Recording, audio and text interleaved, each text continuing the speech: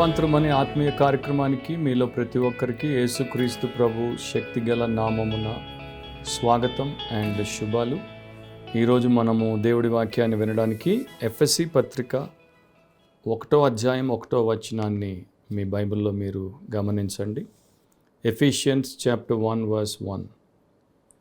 దేవుని చిత్తం వలన క్రీస్తు యేసు అపోస్తలుడైన పౌలు ఎఫెసులోనున్న పరిశుద్ధులను క్రీస్తు యేసునందు విశ్వాసులనైన వారికి శుభమని చెప్పి రాయునది. ప్రార్థనలో ఏకీభవించండి. ప్రేమ స్వరూపుడు పరిశుద్ధుడు అయిన దేవా, నీ వాక్యమును బట్టి నిన్ను స్తుతిస్తున్నాం. ఈరోజు నీ వాక్య ధ్యానంలో మాకు నీ కృప ప్రసాదించండి. మీ ఆత్మ ద్వారా బోధించి మాకు ఆత్మీయ కనువిప్పు కలిగించండి. అండ్ మా పరిస్థితిలో మీరు మెరుగు కలిగించి మీరు కోరిన వ్యక్తులముగా, విశ్వాసులముగా, బలమైన సాక్షులముగా ఉండుటకు సహాయం చేయమని, రక్షణ లేని వారు రక్షణ పొందుటకు, రూపాంతరము చెందుటకు కృప చూపించమని యేసు నామమును అడిగి ప్రార్థిస్తున్నాం తండ్రి, ఆమెన్. ఎఫ్ఎస్సి పత్రిక 1వ అధ్యాయం 1వ వచనం మాత్రమే మనం చదివాం. అక్కడ ఎఫ్ఎస్సి సంఘానికి అపోస్తలుడైన పౌలు పత్రిక రాశాడు. దేవుడి చిత్తం వలన రాశాడు. అండ్ వారు ఏమై ఉన్నారో దాని గురించి మాట్లాడుతున్నాడు. ఎఫెసులోనున్న పరిశుద్ధులు క్రీస్తు యేసునందు విశ్వాసులైన వారికి శుభమని చెప్పి రాయునది. మనకి క్రీస్తు యేసునందు విశ్వాసులైన వారికి, తెలుగు బైబిల్లో విశ్వాసులైన వారికి అని ఉంది.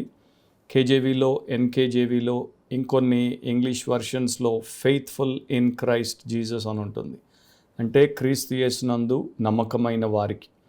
ఎందుకంటే అక్కడ గ్రీక్లో వాడబడినటువంటి పదానికి 2 అర్థాలు కూడా వస్తాయి. సో ఈరోజు మన అంశం ఏంటంటే ఫెయిత్ఫుల్ క్రిస్టియన్స్, నమ్మకమైన క్రైస్తవులు. సో 2 పాయింట్స్ నేను మీకు చెప్తాను, మీరు వాటి ప్రకారం మేలు పొందాలని నా ప్రార్థన. మొదటిది the nature of faithful Christians. అంటే నమ్మకమైన క్రైస్తవుల యొక్క స్వభావం, నమ్మకమైన క్రైస్తవుల్లో ఉండేటువంటి స్వభావ లక్షణం. ఎఫెసీ 1:1 మనం చూసాం, క్రీస్తునందు విశ్వాసులైన వారికి లేక క్రీస్తునందు నమ్మకమైన వారికి. సో యేసు ప్రభు ద్వారా రక్షించబడినటువంటి ప్రతి ఒక్కరూ పరిశుద్ధులుగా అండ్ యేసుక్రీస్తునందు నమ్మకమైన వారిగా జీవించుటకు దేవుడి చేత పిలువబడ్డారు. దేవుడి చేత వారు ఆ ప్రకారం ఆదేశించబడ్డారు. గ్రీక్ పదము పిస్టాస్ అనేటువంటి పదానికి 2 అర్థాలు కూడా వస్తాయి. ఒకటి విశ్వాసము, బిలీవింగ్. 2 ఫెయిత్ఫుల్, నమ్మకమైన, ట్రస్ట్వర్ది, ఆధారపడదగిన, ఆ ప్రకారం విశ్వసనీయమైన అని వాటికి, ఆ పదానికి 2 అర్థాలు వస్తాయి. సో ఇక్కడ వీరు యేసుక్రీస్తునందు విశ్వాసం ఉంచారు.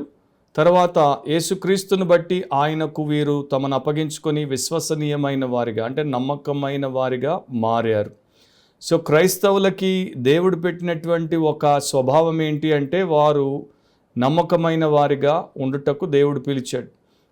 రక్షణ పొందక మునుపు నమ్మదగని వారు, నీతి లేని వారు, కానీ రక్షించబడిన తర్వాత నీతిమంతులుగా తీర్చబడ్డారు, నమ్మదగిన వారిగా ఎంపిక చేయబడ్డారు. ఇది వారికి ఇవ్వబడినటువంటి నూతన స్వభావంలో ఉన్న ఒక లక్షణం. సో దేవుడి వాక్యం ప్రకారం వారు యేసుక్రీస్తులోనికి వచ్చిన ఆ క్షణము నుండే ఇక నమ్మకమైన వారిగా, ఆధారపడగలిగిన వారిగా, విశ్వసనీయమైన వారిగా, ఏకరీతిగా ఉండేవారిగా, క్రమబద్ధమైన వారిగా వారు ఉంటారు. సో దేవుడు ఒకరిని యేసునందు విశ్వాసం ఉంచుమని ఎట్లా ఆదేశిస్తున్నాడో అదే ప్రకారం యేసునందు విశ్వాసం ఉంచిన తర్వాత విశ్వసనీయంగా, అంటే నమ్మకమైన వ్యక్తిగా ఉండమని కూడా ఆయన ఆజ్ఞాపిస్తున్నాడు. ఈ మధ్య మనము ఐ థింక్ లాస్ట్ ఇయర్ 2023లో మన దేశంలో పేటీఎం స్కాండల్ ఒకటి జరిగింది. పేటీఎం వారికి ఉన్నటువంటి బ్యాంక్ ద్వారా కొన్ని మోసములు చేశారు కనుక రిజర్వ్ బ్యాంక్ ఆఫ్ ఇండియా వారు పేటీఎం పేమెంట్స్ బ్యాంక్ లిమిటెడ్ PPBLని వారు నిషేధించారు. ఆ బ్యాంక్ని ఇక లావాదేవీలు చేయొద్దని చెప్పారు. కానీ విచిత్రం ఏంటంటే పేటీఎం పేమెంట్స్ బ్యాంక్ లిమిటెడ్ యొక్క స్లోగన్ని మీరు చూస్తే ఆశ్చర్యపోకుండా, ముక్కు మీద వేలేసుకోకుండా ఉండరు. ఎందుకంటే ఇండియాస్ మోస్ట్ సిన్సియర్ బ్యాంక్, భారతదేశపు అత్యంత నిజాయితీ గల బ్యాంక్, నమ్మదగిన బ్యాంక్. కానీ రిజర్వ్ బ్యాంక్ ఆఫ్ ఇండియా నయవంచన చేసిన బ్యాంకుగా, అందరినీ ముంచిన బ్యాంకుగా, తప్పుడు తనఖాలతో ఈ యొక్క తాకీదులు సృష్టించిన బ్యాంకుగా దాన్ని తీసేసింది. అందుకని ఇప్పుడు మనందరికి కూడా పేటీఎంలో చాలా ఇబ్బందులు, కష్టాలు వచ్చాయి. అది దృష్టిలో పెట్టుకోవాల్సిన విషయం. మనము క్రీస్తు యేసునందు నమ్మకమైన వారము, అలాంటి వారికి శుభాలని ప్రభు పౌలు ద్వారా చెప్పించాడు. సో నమ్మకమైన వారము అనే గుర్తింపు ఉంది. నమ్మకమైన క్రైస్తవులము అని మనము చెప్పుకుంటూ చలామణి అవుతున్నప్పుడు అది మన గుణలక్షణముగా ఉందా అనేది వేసుకోవాల్సినటువంటి ప్రశ్న, ప్రతి ఒక్కరు ఎదుర్కొనేటువంటి ప్రశ్న. 2వ తెస్సలోనిక 3వ అధ్యాయము 2-3 వచనాల్లో దేవుడి గురించి ఇట్లా రాయబడింది. యాక్చువల్గా తన చుట్టూ ఉన్నటువంటి వారి గురించి, తర్వాత వారి నుండి దేవుడు ఎట్లా రక్షిస్తాడో దాని గురించి అపోస్తలుడైన పౌలు చెప్తాడు. మేము మూర్ఖులైన దుష్ట మనుష్యుల చేతిలో నుండి తప్పింపబడు నిమిత్తమును మా కొరకు ప్రార్థించుడి. విశ్వాసం అందరికీ లేదు, అయితే ప్రభువు నమ్మదగిన వాడు, ఆయన మిమ్మల్ని స్థిరపరిచి దుష్టత్వము నుండి కాపాడును. సో పౌలు ఏం చెప్తున్నాడు తెస్సలోనిక క్రైస్తవులకి, మన చుట్టూ ఉన్నటువంటి అవిశ్వాసులైన దుష్ట మనుష్యుల బారిన మనం పడకుండా దేవుడు మనల్ని ఆ దుష్టుల నుండి, దుష్టత్వము నుండి రక్షిస్తాడు, మనల్ని స్థిరపరుస్తాడు. ఎందుకంటే ప్రభు నమ్మదగిన వాడు. మన చుట్టూ ఉన్నవారు నమ్మదగిన వారు కాకపోయినా దేవుడు నమ్మదగిన వాడు కనుక ఆ ప్రకారం ఆయన సహాయం చేస్తాడు. సో దాంట్లో మనము తీసుకోవాల్సినటువంటి ఒక ఎంకరేజ్మెంట్, ఒక ప్రోత్సాహకరమైనటువంటి విషయం ఏంటంటే దేవుడు నమ్మదగిన వాడు కనుక దేవుడు నిన్ను నమ్మకమైన వ్యక్తిగా ఉండుటకు పిలిస్తే, క్రీస్తునందు నీకు నమ్మకమైన వ్యక్తిగా ఉండుటకు కావలసినటువంటి ప్రతి సహాయం చేస్తాడు. నీవు నమ్మకత్వము నుండి తొలగిపోకుండా నీకు ఎదురయ్యేటువంటి శ్రమలో, నీకు ఎదురయ్యేటువంటి శోధనలో, నీకు ఎదురయ్యేటువంటి ప్రతి విధమైనటువంటి సవాళ్లలో దేవుడు నీ పక్షాన ఉంటాడు, నిన్ను బలపరుస్తాడు, నీకు తన జ్ఞానం అభిషేకం తయారు చేసి నిన్ను స్థిరపరుస్తాడు. కనుక నీవు నమ్మకంగా ఉండొచ్చు. నేను నమ్మకంగా ఉండలేను, నమ్మకంగా ఉండలేకపోతున్నాను అనేటువంటి ఆ సాకు చెప్పాల్సినటువంటి అవసరమే లేదు. పాత నిబంధనలో సంఖ్యాకాండము 12వ అధ్యాయం 7వ వచనంలో దేవుడే తన దాసుడైనటువంటి మోషే గురించి ఒక సాక్ష్యం ఇచ్చాడు. అతడు అంటే మోషే నా ఇల్లంతట్లో నమ్మకమైన వాడు అంటాడు. ఆ 12వ అధ్యాయం ప్రారంభం నుండి మీరు చదివితే మోషే మీద అహరోను, మిరియాములు సనుగుతారు, అతన్ని ఒక విషయమై విమర్శిస్తారు. సో దాన్ని దేవుడే స్వయంగా వింటాడు, ఈ ముగ్గురిని బయటికి పిలుస్తాడు. తర్వాత దేవుడు మోషేను తాను ఎట్లా చూస్తున్నాడు, మోషేతో తనకు ఎట్లాంటి వ్యవహారం ఉంది అనేది వారిద్దరికి చెప్తాడు. చెప్పిన తర్వాత వారిద్దరి విషయమై దేవుడు కోపగించుకుంటాడు. అండ్ మిరియామునైతే కుష్టు పట్టిన దానిగా మారుస్తాడు. ఆ టైంలో మోషే గురించి దేవుడిచ్చినటువంటి ఒక ఘనమైన సాక్ష్యం ఏంటంటే నా ఇల్లంతట్లో నమ్మకమైన వాడు. అరుదుగా చాలా తక్కువ మందికి ఇవ్వబడినటువంటి సాక్ష్యం ఇది. So he is faithful in all of my house. నా ఇల్లంతట్లో నమ్మకమైన వాడు. ఈరోజు నా దేవుడు ఎంతమంది గురించి ఆ సాక్ష్యం ఇచ్చి చెప్పగలడు, ఈ వ్యక్తి, ఈ పురుషుడు, ఈ స్త్రీ నా చర్చ్ అంతట్లో, నా సంఘమంతట్లో సాక్ష్యమైన వారు అని ఎంతమంది గురించి చెప్పగలరు? సో అది మనం వేసుకోవాల్సినటువంటి ప్రశ్న. నెహెమ్యా 7వ అధ్యాయం 2వ వచనంలో నెహెమ్యా ఇట్లా అంటాడు, నా సహోదరుడైన హనానీకిని, కోటకు అధిపతి అయిన హనన్యాకును యెరూషలేం పైన అధికారం ఇచ్చితిని. హనన్య నమ్మకమైన మనుష్యుడు. ఎవరి హనన్య? కోటకు అధిపతి అయినటువంటి వాడు. అతడు నమ్మకమైన మనుష్యుడు. ఎందుకు అతడు నమ్మకమైన మనుష్యుడో కూడా తర్వాత అతనిలో ఉన్నటువంటి గుణాన్ని గురించి నెహెమ్యా ఇక్కడ రాస్తాడు. అందరికంటే ఎక్కువగా దేవుని ఎదుట భయభక్తులు గలవాడు. కోటకు అధిపతి అంటే ఉన్నతమైనటువంటి ఉద్యోగంలో, స్థితిలో, స్థానంలో ఉన్నాడు. కానీ అతడు దేవునికి అందరికన్నా ఎక్కువ భయభక్తులు గలవాడు కనుక నమ్మక ద్రోహిగా ఉండలేదు, నమ్మకమైన వానిగా ఉన్నాడు. సో ఎవరైనా బిలీవర్ ట్రూత్ఫుల్గా అంటే ఒక విశ్వసనీయముగా లేదు అంటే వారికి దేవుడి పట్ల ఉండాల్సిన భయము, భక్తి కొరవయ్యాయి. నిజంగా దేవుడి పట్ల భయము, భక్తి కలిగినటువంటి వారు దేవుడి మాట ప్రకారమే నడుచుకుంటారు, వాక్యానుసారంగానే జీవిస్తారు, ప్రవర్తిస్తారు. కనుక వారు ఎట్టి పరిస్థితుల్లో నమ్మక ద్రోహము చెయ్యరు. ఇది కీలకమైన అంశం. ఒకవేళ నేను నమ్మకమైన వ్యక్తిని కాను అని నీవు అనుకుంటే నీలో లేనిది ఏంటంటే దేవుడి పట్ల భయము, భక్తి రెండు లేవు. వాటిని పెంపొందించుకుంటే నమ్మకమైన వ్యక్తిగా మారుతావు. ఈ హనన్యాకి అందరికంటే ఎక్కువగా దేవుని ఎదుట భయభక్తులు ఉన్నాయి గనుక నమ్మకమైన మనుష్యుడు. కొలస్సీ పత్రిక 4వ అధ్యాయం 9వ వచనంలో పౌలు రాస్తాడు, అతనిని అతనితో కూడా నమ్మకమైన ప్రియ సహోదరుడైన ఒనేసీమును మీ వద్దకు పంపుచున్నాను. ఇతడు మీ వద్ద నుండి వచ్చినవాడే. వీరిక్కడి సంగతులన్నీ మీకు తెలియజేతురు. ఇక్కడ ఒనేసీము గురించి అపోస్తులైనటువంటి పౌలు ఇచ్చినటువంటి సాక్ష్యం ఏంటి? నమ్మకమైన ప్రియ సహోదరుడైన ఒనేసీము. ఒనేసీము ఒకప్పుడు నమ్మదగనివాడు. ఒనేసీము తన యజమాని అయినటువంటి ఫిలేమోను ఇంటిలో బానిసగా ఉన్నప్పుడు అక్కడ నుండి పారిపోయినటువంటి వాడు.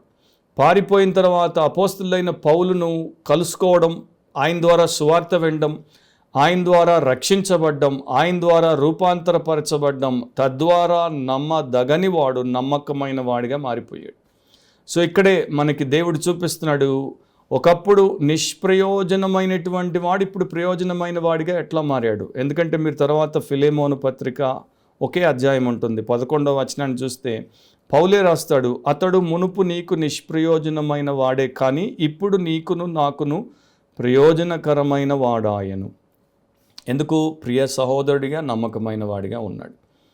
ఫిలేమోన్ ఇప్పుడు అతన్ని నమ్ముతాడు. ఒకప్పుడు నమ్మలేకపోయాడు, కానీ ఇప్పుడు నమ్ముతాడు. ఎందుకంటే అతడు మారు మనసు పొందిన మారిన మనిషి కనుక. సో విశ్వాసంలోనికి వచ్చిన ప్రతి ఒక్కరూ, క్రీస్తు యేసునందు బిలీవర్స్గా ఉన్న ప్రతి ఒక్కరూ ఫెయిత్ఫుల్గా ఉండుటకు పిలువబడ్డారు, ఆదేశించబడ్డారు. సో ఇతనిలో ట్రాన్స్ఫర్మేషన్ టెస్టిమనీ ఫిలేమోను చూడ్డానికి ఒనేసీములో దేవుడు ఎట్లా కలిగించాడో చూడండి. మొదటి పేతురు 5వ అధ్యాయం 12వ వచనంలో ఇట్లా రాస్తాడు, మిమ్మును హెచ్చరించుచు ఇదియే దేవుని సత్యమైన కృప అని సాక్ష్యము చెప్పుచు సంక్షేపముగా రాసి మీకు నమ్మకమైన సహోదరుడని నేనెంచిన సిల్వాను చేత దీనిని పంపుచున్నాను. ఈ సత్య కృపలో నిలుకడగా ఉండుడి. సో అతడు దేన్నైతే రాశాడో దాన్ని అతడు నమ్మకమైన సహోదరుడు అని పేతురు ఎవరినైతే ఎంచాడో ఆ సిల్వాను చేత దాన్ని పంపించాడు. ఇంగ్లీష్లో సిల్వానస్ అని ఉంటుంది, తెలుగులో సిల్వాను. అందరూ బైబిల్ స్కాలర్స్ యొక్క అభిప్రాయం ఏంటంటే పేతురు ఏ సిల్వాను గురించి మాట్లాడుతున్నాడో ఆయనే పౌలు యొక్క సహచరుడు, అపోస్తల కార్యముల్లో ప్రవక్తగా పేరుగాంచినటువంటి సైలస్కే సిల్వానస్ అనేటువంటి ఇంకొక పేరు కూడా ఉంది. 2 భాషల్లో 2 పేర్లు. సో పౌలుకి శీల ఎంత నమ్మకమైనటువంటి తోటి పరిచారకుడిగా, దేవుడి సేవకుడిగా ఉన్నాడో మీరు అపోస్తల కార్యములు చదివితే మీకు ఇట్టే అర్థమైపోతుంది. ఎందుకంటే ఆయన గురించి మరలా మనకి రాయబడుతుంది. పౌలు భక్తుడికి ఫిలిప్పీలో శ్రమ వచ్చినప్పుడు అతనితో పాటు దెబ్బలు తిన్నాడు, తెస్సలోనికలో శ్రమ వచ్చినప్పుడు అతనితో ధైర్యంగా నిలబడ్డాడు, అండ్ బెరియాలో శ్రమ వచ్చినప్పుడు అతన్ని విసర్జించి శీల పోలేదు. సో ఈ శీల లేక సిల్వాను నమ్మకమైనటువంటి వాడని ఇద్దరు అపోస్తలు ఒప్పుకున్నారు. ఒకటి అపోస్తలులైన పౌలు, రెండవది అపోస్తలులైనటువంటి పేతురు. ఇక కొలస్సీ పత్రిక 1వ అధ్యాయము 7-8 వచనాలు చూస్తే, ఎపఫ్రా అను మా ప్రియుడైన తోటి దాసుని వలన మీరు ఈ సంగతిలో నేర్చుకొంటిరి. అతడు మా విషయంలో నమ్మకమైన క్రీస్తు పరిచారకుడు, అతడు ఆత్మయందలి మీ ప్రేమను మాకు తెలిపినవాడు. సో ఇక్కడ పౌలు ఎపఫ్రాను నమ్మకమైన క్రీస్తు పరిచారకుడు అని అంటాడు. ఇంకా ఎన్నో వచనాలు ఉన్నాయి. సో ఈ వచనాల్ని బట్టి నిజముగా క్రీస్తు యేసునందు పరిశుద్ధపరచబడి రక్షించబడినటువంటి వారందరూ నమ్మకమైన వారిగా బైబిల్లో కనబడుతున్నారు. మరి బయట ఎందుకు కనబడట్లేదు? ఐదర్ వారికి నిజమైన రక్షణ అనుభవం అయినా లేదు, లేకపోతే వారికి దేవుడి ఎదుట ఉండాల్సిన భయము, భక్తి అయినా లేవు. ప్రకటన గ్రంథం 2వ అధ్యాయం 10వ వచనంలో ప్రభు చెప్పాడు, ఇదిగో మీరు శోధింపబడినట్లు అపవాది మీలో కొందరిని చెరలో వేయింపబోచున్నాడు. 10 దినములు శ్రమ కలుగును, మరణం వరకు నమ్మకముగా ఉండుము, నేను నీకు జీవ కిరీటం ఇచ్చేదను. మరి 2000 సంవత్సరాల క్రితం యేసుప్రభు ఏదైతే చెప్పాడో ఆ టైంలో ఆ యొక్క స్మరణ సంఘంలో ఉన్నటువంటి వారు నమ్మకమైన వారిగా ఉన్నారు మరణం వరకు. మరి ఈ రోజున మన సంఘాల్లో ఎంతమంది మరణం వరకు నమ్మకంగా ఉంటారు? జీవితంలోనే నమ్మకంగా లేనప్పుడు మరణం దాకా నమ్మకంగా ఉంటారా? సో ఆయన చెప్పాడు, మిమ్మల్ని అపవాది జైల్లో వేయిస్తాడు, నమ్మకంగా ఉండండి. మీకు 10 దినాలు శ్రమ కలుగుతుంది, నమ్మకంగా ఉండండి. వారు మిమ్మల్ని చంపేస్తారు, నమ్మకంగా ఉండండి. అప్పుడు నేను మీకు జీవ కిరీటాన్ని ఇస్తాను. చచ్చిపోయిన తర్వాత మాకు వచ్చేదేంటి ప్రభు అనుకుంటారు చాలామంది. మేము బతికేదే నిన్ను వాడుకోవడానికి, నీ ద్వారా మాకు వచ్చే లాభాలు, మాకు కలిగే మేళ్ల కొరకు, మాకు కలిగే దీవెనల కొరకు నేను నమ్ముకున్నాను, లేకపోతే నువ్వెందుకు మాకు? అట్లాంటి వాళ్ళకి నమ్మకంగా ఉండి చచ్చిపోయేటువంటి ఆ యొక్క తలంపు ఆదేశం అర్థమవుతుందా? అర్థం అవ్వదు. కనుకే చాలామంది హీనంగా ఉన్నారు. బిషప్ హూపర్, ఈయన ఒక శ్రేష్టమైనటువంటి దైవ సేవకుడు. ఆయన్ని క్వీన్ మేరీ పాలనలో గ్లౌసెస్టర్ దగ్గర ఆయన క్రైస్తవ విశ్వాసాన్ని బట్టి ఆయనని సజీవ దహనము చెయ్యమని శిక్షించారు. సో ఆయన్ని తీసుకుని వచ్చినప్పుడు ఆయనని చూసినప్పుడు అక్కడ నిలబడినటువంటి ఒక పెద్ద మనిషికి పాపం జాలనిపించి ఆ పెద్ద మనిషి అన్నాడు హూపర్ని చూస్తూ, యేసును విసర్జించు, ఎందుకంటే life is sweet and death is bitter అన్నాడు ఇంగ్లీష్లో. జీవితం మధురమైనది, తీయనైనది, మరణం చేదైనది అన్నాడు. అప్పుడు హూపర్ ఆ పెద్ద మనిషి వంక చూస్తూ ఇట్లా అన్నాడు, the death to come is more bitter and the life to come more sweet. రాబోయే ఈ మరణం కాదు, దీని తర్వాత రాబోయే రెండవ మరణం ఇంకా చేదుకరమైనది అండ్ రెండవ జీవం ఇంకా మధురమైనది, తీయనైనది. అంటే భూ సంబంధమైన జీవితము కన్నా నిత్య జీవం, పరసంబంధమైన జీవం, ప్రభు ఇచ్చే జీవం అది తీయనైనది. ఈ మరణం కన్నా నిత్య మరణం అది చేదైనది అని చెప్పేసి ఆయన ఒప్పుకోలేదు. సో ఆ టైంలో వారి ముందు రాణిగారు రాసినటువంటి క్షమాపణ పత్రాన్ని ఒక పెట్టెలో పెట్టి తీసుకుని వచ్చి చివరి అవకాశం బిషప్ హూపర్కి ఇచ్చారు. ఇదిగో రాణి క్షమాపణ పత్రం దీంట్లో ఉంది, నువ్వు యేసును విసర్జిస్తే వెంటనే పత్రాన్ని నీకు ఇస్తాం, నిన్ను విడుదల చేస్తాం, నువ్వు హాయిగా పోయి బతకొచ్చు. అప్పుడు ఆయన గట్టిగా కేకేశాడు. ఆయన వేసింది ఏంటంటే, మీరు నా ఆత్మను ప్రేమిస్తే దాన్ని నా యొద్ద నుండి తీసేయండి, మీరు నా ఆత్మను ప్రేమిస్తే దాన్ని నా యొద్ద నుండి తీసేయండి అని సజీవముగా నమ్మకమైన దాసునిగా దహించబడి పరలోకములోనికి ప్రవేశించాడు. మరి సిల్వాను, మోషే, ఎపఫ్రా, పౌలు, పేతురు, బిషప్ హూపర్ లాంటి నమ్మకమైనటువంటి క్రైస్తవుల స్వభావం ఒకవైపున కనబడుతుంటే మరి అట్లా లేనటువంటి వారిని ఏమందాం? Second point, the need for faithful Christians. The need for faithful Christians అంటే నమ్మకమైన క్రైస్తవుల అవసరత ఎంత ఉంది? అపోస్తలుల కార్యములు 16వ అధ్యాయం 15వ వచనంలో ఇట్లా రాయబడి ఉంది, ఆమె అంటే లిడియా అని పేరు. ఆమె ఇంటి వారును బాప్తిస్మం పొందినప్పుడు ఆమె, నేను ప్రభువునందు విశ్వాసము గలదానని మీరు ఎంచితే నా ఇంటికి వచ్చి ఉండుడని వేడుకొని మమ్మను బలవంతము చేసెను అని లూకా రాశాడు. లూకా, పౌలు ఆ బృందాన్ని లుదియా తన ఇంటికి పిలిచింది. అక్కడ వాడబడినటువంటి గ్రీక్ పదం సేమ్ పదం, పిస్టాస్ అంటే కాంటెక్స్ని బట్టి రెండు అర్థాలు రావచ్చు, విశ్వాసము గల దానిని లేక నమ్మకమైన దానినని మీరు ఎంచితే. సో ఇక్కడ ఆమె ఏమంటుంది, నేను ప్రభువునందు విశ్వాసముంచి నమ్మకమైన విశ్వాసినని మీరు ఎంచితే నా ఇంటికి వచ్చి ఉండమని వారిని వేడుకుంటే వారు వెళ్ళి ఆమె ఇంట్లో బస చేసి ఆతిథ్యం తీసుకున్నారు. సో లూదియా ఎవరు? ఆమె తుయతైర పట్టణానికి సంబంధించినటువంటి ఒక ఊదా రంగు పొడిని అమ్ముకునే వ్యాపారస్తురాలు. పని మీదో వ్యాపారం మీదో ఫిలిప్పి పట్టణానికి వచ్చింది. అక్కడ పౌలు సువార్త వింటే ప్రభు ఆమె హృదయాన్ని తెరిచాడు. ఆమె విశ్వసించింది, ఆమె రక్షించబడింది. వెనువెంటనే ఆమె ఒక నమ్మకమైనటువంటి క్రైస్తవ సహోదరిగా, శిష్యురాలిగా సాక్ష్యం పొందింది. దానికి ఆమోదముద్ర ఎవరు వేశారు? లూకా, పౌలు వీళ్ళందరూ వేశారు. సో అట్లాంటి సాక్ష్యం మనకుందా? మన సేవకులు ఎదుట అట్లా బాహాటంగా చెప్పగలమా? నేను నమ్మకమైన దానని మీరు ఎంచితే, నేను నమ్మకమైన వాడనని మీరు ఎంచితే అని మీ చర్చ్ పాస్టర్కి మీరు చెప్పగలరా? మీ చర్చ్ పెద్దలకు మీరు చెప్పగలరా? వారు మిమ్మల్ని నమ్మకమైన వ్యక్తులుగా ఎంచుతారా? ఆమెలో ఆ విశిష్టత ఉండింది. అంటే ఆమె లైఫ్లో అంత మార్పు, అంత విశ్వసనీయత వారికి కనిపించింది కనుకనే వారు ఆమె మాటను తీసుకున్నారు, నమ్మారు. సో బైబిల్ మనకేం చెప్తుందంటే మనం అట్లా ఉండాలి. 1 కొరింథీ 4వ అధ్యాయం 2వ వచనంలో పౌలు రాశాడు, మరియు గృహ నిర్వాహకులలో ప్రతి వాడును నమ్మకమైన వాడై ఉండుట అవశ్యము. గృహ నిర్వాహకుల్లో, స్టూవర్డ్స్లో ప్రతి వ్యక్తి 100 మంది ఉంటే 100 మంది, 1000 ఉంటే 1000 మంది, ప్రతి ఒక్కడికి మినహాయింపు లేదు, ఎగ్జంప్షన్ లేదు. అందరూ ఫెయిత్ఫుల్గా ఉండాలి. ఫెయిత్ఫుల్ గాడ్ యొక్క ఫెయిత్ఫుల్ పీపుల్గా మనం ఉండాలి. అంటే క్రైస్ట్ ఫెయిత్ఫుల్ అయితే, క్రీస్తు నమ్మదగిన వాడైతే క్రిస్టియన్స్ కూడా నమ్మకమైన వారై ఉండాలి. ఆయన స్వభావం, ఆయన మనస్సు, ఆయన యొక్క వ్యవహార శైలి మనలో ఉన్నప్పుడు మనం అట్లాగే ఉంటాం. ఇక్కడ అపోస్తులైనటువంటి పౌలు గృహ నిర్వాహకుడి గురించి రాసినప్పుడు ఆయన నిజానికి తనతో ఉన్నటువంటి సేవకుల గురించి ఆయన మాట్లాడుతున్నాడు. దేవుని సేవకు పిలువబడినటువంటి ఫుల్ టైం మినిస్టర్స్ గురించి ఆయన మాట్లాడుతున్నాడు. కానీ ఇది ప్రతి క్రైస్తవ విశ్వాసికి వర్తిస్తుంది కూడా. ఎందుకంటే ప్రతి క్రైస్తవ విశ్వాసి అనేక విషయాలను బట్టి దేవుడి యొక్క గృహ నిర్వాహకుడిగా పిలువబడ్డాడు. కనుక మనం నమ్మకమైన వారముగా ఉండాలి, విశ్వసనీయమైన వారముగా ఉండాలి, ఆధారపడదగిన వారముగా ఉండాలి. ఎంత కష్టం వచ్చినా నష్టం వచ్చినా మనల్ని నమ్మినటువంటి యజమానికి కానీ ఇతరులకు కానీ అన్యాయము చేసే వారముగా ఉండకూడదు. మత్తయి సువార్త 24వ అధ్యాయం 45వ వచనంలో యేసుప్రభు ఇట్లా చెప్పారు, యజమానుడు తన ఇంటి వారికి తగిన వేళ అన్నం పెట్టుటకు వారి పైన ఉంచిన నమ్మకమైన వాడును బుద్ధిమంతుడునైన దాసుడెవడు. సో దేవుడు ప్రతి వాడికి గృహ నిర్వాహకత్వాన్ని అప్పగించిన పని విషయంలో ఇది తప్పకుండా పర్యవేక్షిస్తాడు, చూసినప్పుడు ఆయన వేసే ప్రశ్న ఏంటంటే, నమ్మకమైన వాడు బుద్ధిమంతుడైన దాసుడేడి.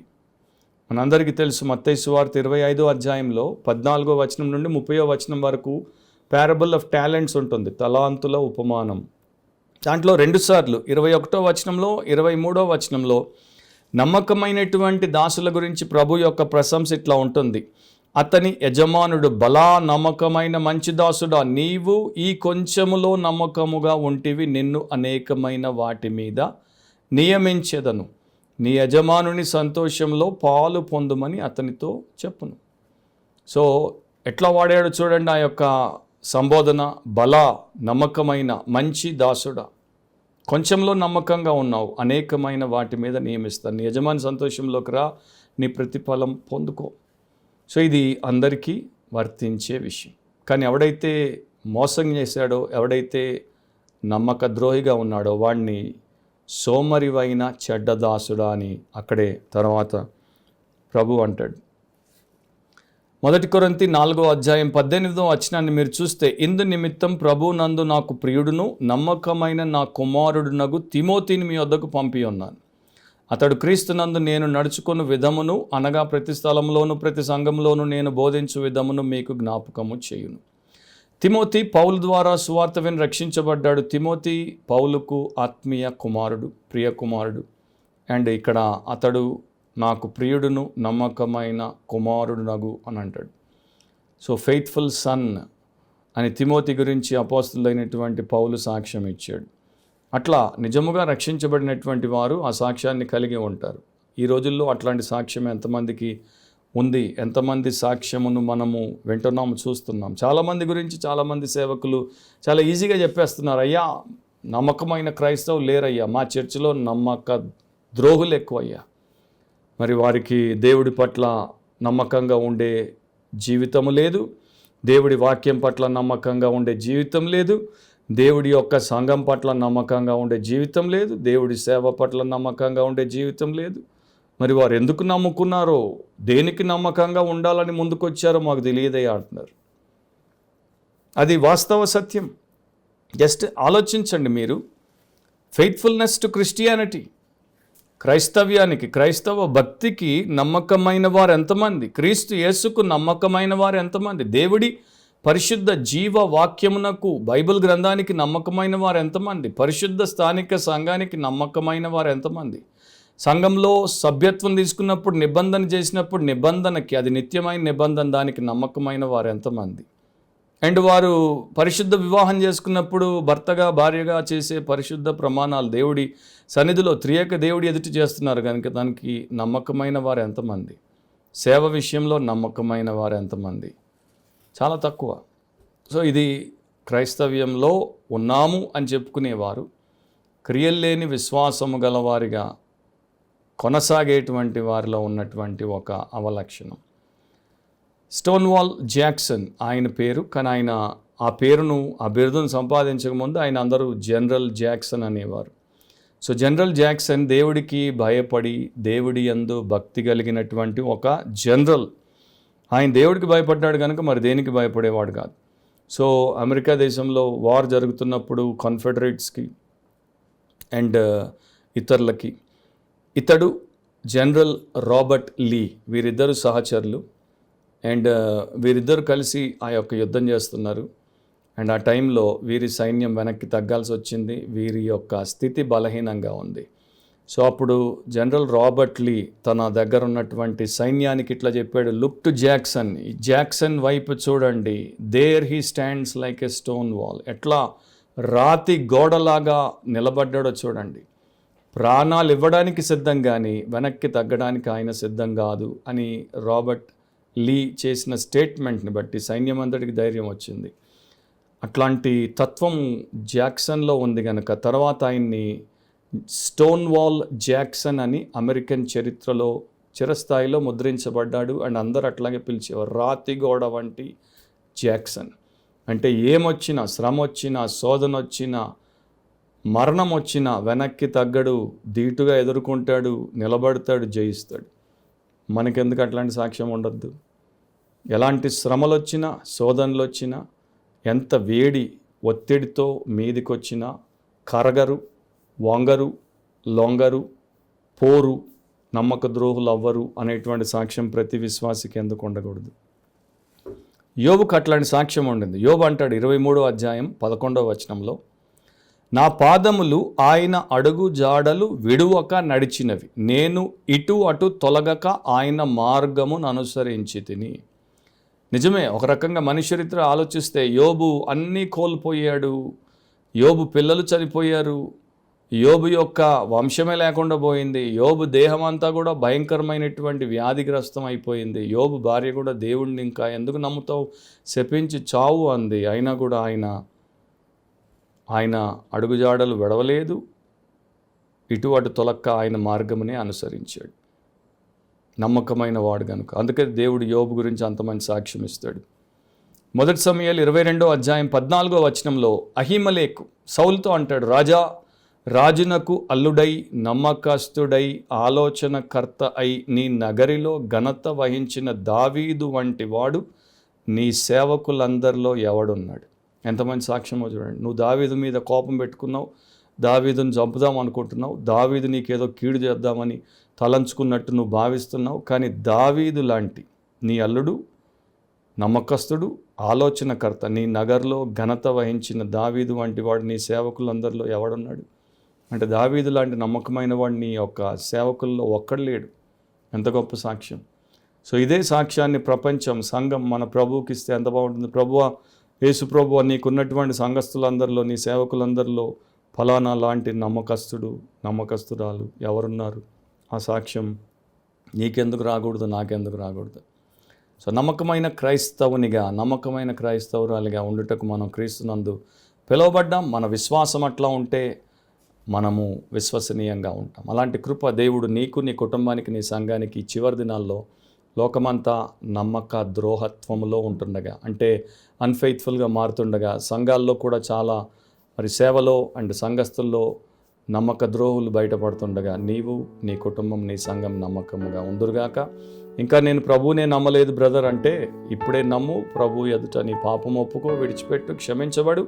ఎందుకంటే ఆయన మాత్రం నీ పాపాన్ని క్షమించుటకు సిలువలో బలియాగమయ్యాడు, పవిత్ర రక్తం కార్చాడు, ప్రాణం అర్పించాడు, చనిపోయి సమాధి చేయబడి 3వ దినమున తిరిగి లేచాడు. ఆయనకే నీ పాపమును క్షమించే అధికారం ఉంది, నీ ఆత్మను విమోచించేటువంటి శక్తి ఉంది. కనుక యేసును నమ్మి రక్షించబడు, రూపాంతరము చెందు. ప్రార్థనలో ఏకీభవించు. పరిశుద్ధ ప్రేమ స్వరూపుడైన మా తండ్రి, నీకు కృతజ్ఞతలు. మీ ప్రియ కుమారుడు మా రక్షకుడైన యేసుక్రీస్తునందు మేమందరం విశ్వాసం ఉంచడం మాత్రమే కాకుండా ఆయన వాక్యానుసారంగా, ఆత్మానుసారంగా బలపరచబడి విశ్వసనీయమైన వ్యక్తులంగా మారుటకు సహాయము చేయండి. నమ్మకమైన క్రైస్తవులముగా, నమ్మకమైన శిష్యులముగా యేసు వెంట మేము ఉండుటకు సహాయము చేయండి. మరి ప్రభువా, హూపర్ లాగా, స్టోన్ వాల్ జాక్సన్ లాగా, నీ బైబిల్లో ఉన్న భక్తుల్లాగా నీవు ఇద్దరిని చూపించావు, బైబిల్లో చూపించావు, బయట చరిత్రలో చూపించావు. ఆ ప్రకారం మేము ఉంటకు మాలో ప్రతి ఒక్కరికి జ్ఞానము, సామర్థ్యం, అభిషేకం, అనుగ్రహమునివ్వమని యేసు పరిశుద్ధ నామమును అడిగి ప్రార్థిస్తున్నాం తండ్రి. ఆమెన్. ప్రభు అయిన యేసుక్రీస్తు యొక్క కృప, తండ్రి అయిన దేవుని ప్రేమ, పరిశుద్ధాత్మ అన్యోన్య నిత్య సహవాసం, వాక్యం విని వాక్యానుసారంగా విధేయచు ప్రతి ఒక్కరికి, సంఘానికి ఇప్పుడు ఎల్లప్పుడు సదాకాలం తోడై ఉండునుగాక. ఆమెన్.